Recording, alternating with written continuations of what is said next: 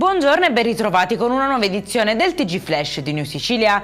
In apertura la Sicilia perde uno dei suoi scienziati più illustri. Addio ad Antonino Zichichi, fisico di fama internazionale morto a 96 anni. Personalità brillante e spesso divisiva, è stato anche un instancabile divulgatore scientifico e promotore della conoscenza.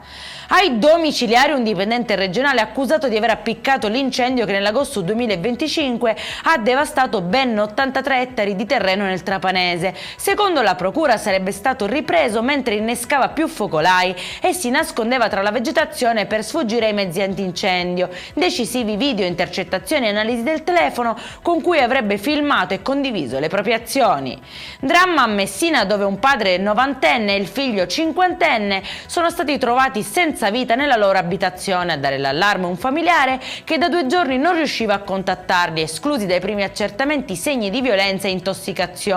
In ogni caso la procura ha aperto un fascicolo e disporrà l'autopsia per chiarire tempi e cause del doppio decesso.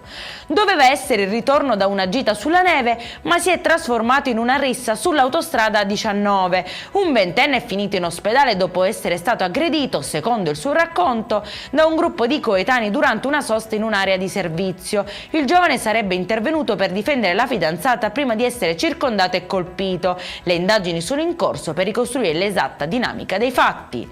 E in chiusura maglia nera per Palermo sul fronte smog. Secondo il report Malaria 2026 di Legambiente è la città con il maggior numero di superamenti di limiti di legge sulla qualità dell'aria. Tra le cause traffico intenso, trasporti pubblici insufficienti e transizione energetica lenta. Per questa edizione è tutto, prossimo appuntamento alle 19:30, buona giornata.